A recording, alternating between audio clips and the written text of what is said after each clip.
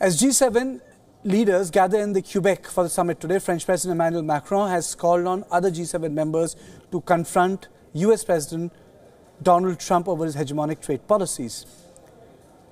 The G7 summit is being held amid a feeling of growing frustration among the closest US allies after President Trump imposed stiff tariffs on them.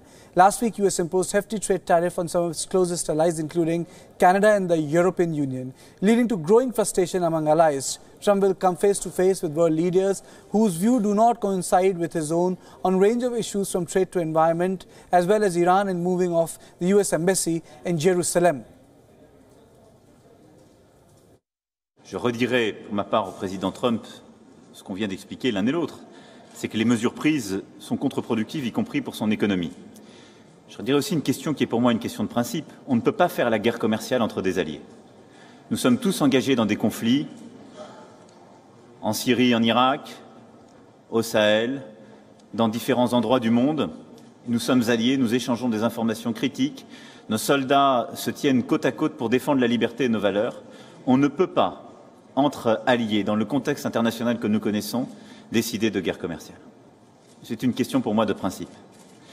Et enfin, j'essaierai de convaincre avec le Premier ministre Trudeau et l'ensemble de nos partenaires pour qu'on retrouve un chemin de normalisation des sujets commerciaux, parce qu'il faut trouver une issue à cette tension.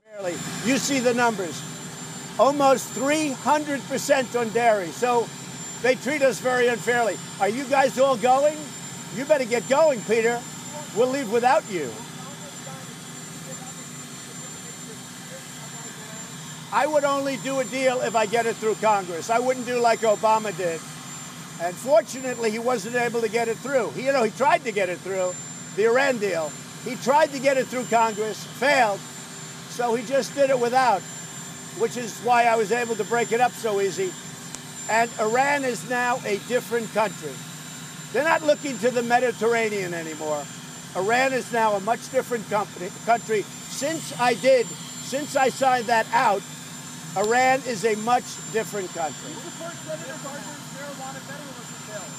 I really do. I support Senator Gardner.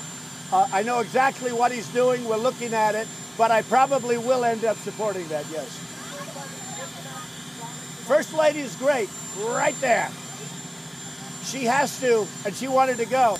Can't fly for 1 month. The doctors say. She had a big operation. That was close to a 4-hour operation. And she's doing great. I mean, right there. And you know what? She is a great First Lady.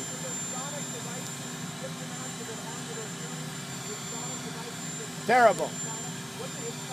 We'll be talking to him, but that's terrible. Okay, any other questions?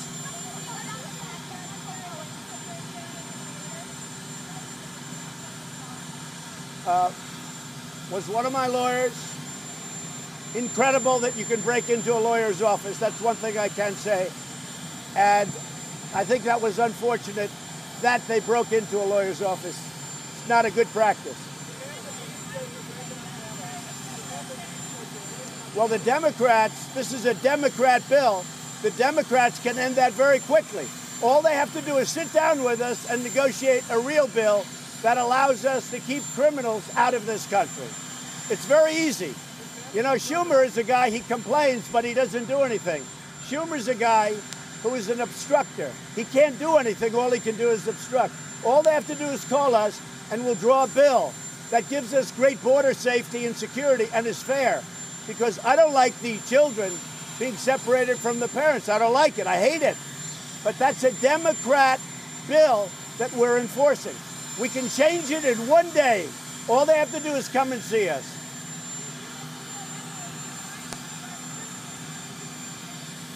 I can't hear your question, darling. Too much competition. Go ahead.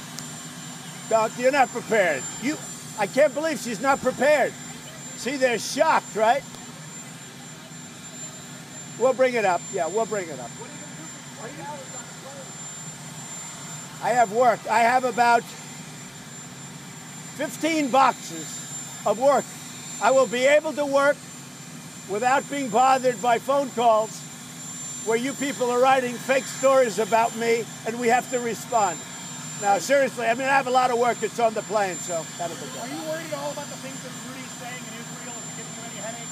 Look, Rudy's great, but Rudy is Rudy. But Rudy is doing a very good job, actually.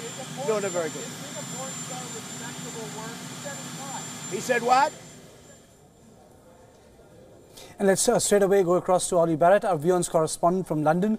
My question to you, Ollie, is that doesn't Trump, in the next 48 to 74 hours, 72 hours, end up creating ground for isolating himself from his own allies on crucial issues? Doesn't he? It looks as if he's going to end up in that isolated position. I think that's clear already, and Emmanuel Macron himself, as the French president, used the word isolated with regards to Donald Trump and some of the issues that the other countries are going to be discussing at the G7. For that reason, some are suggesting that this is more of a G6+1 summit. There are now lots of issues on which the other six disagree with Donald Trump, and the war of words that broke out on the eve of the summit made it very clear that there is going to be a frosty reception for the US president in Canada. He, of course, is going to be probably the last to arrive at the summit and the first to leave. He's then heading off to Singapore to prepare to meet with Kim Jong-un there, but it does rather add to the idea of Donald Trump not being completely invested in the G7 and some of the issues that they are discussing.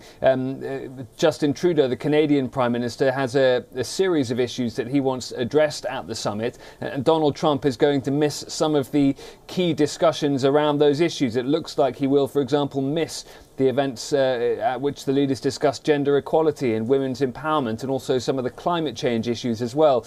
Of course, many of the G7 leaders would have wanted to use this summit to try and persuade Donald Trump to get back in to the international Paris climate agreement, and he will miss that part of the summit. So I think Donald Trump's sending a pretty clear message with his late arrival and early departure about how important exactly he believes the whole event is actually going to be.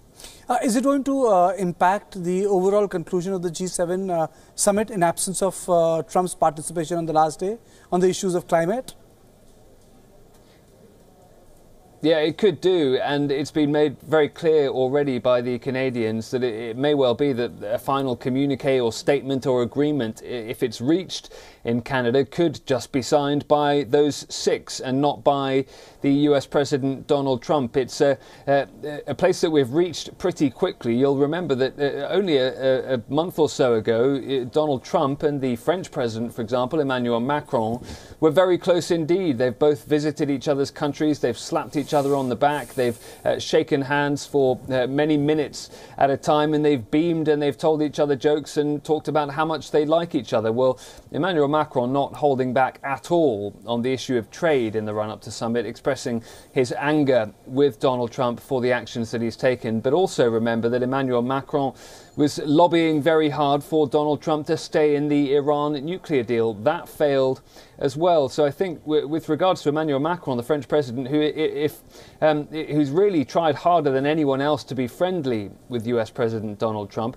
that is now being seen as a failure of European diplomacy. Emmanuel Macron went all guns blazing to try and gain influence with the American president on those two issues, Iran, but also the climate accord arrangement with regards to Paris, also with trade as well. And on all two and three of those issues, Donald Trump in the end has gone down a different path from the one that Emmanuel Macron encouraged him to take. So Emmanuel Macron will be feeling that his diplomacy has failed with Donald Trump. Justin Trudeau will be thinking similar on the issue of trade. British Prime Minister Theresa May, interestingly, has spoken more warmly of Donald Trump on her way to the summit than perhaps any of the other leaders, and that's of course because she wants to try and strike some kind of trade deal with the Americans as Britain leaves the European Union. Thank you for this update now.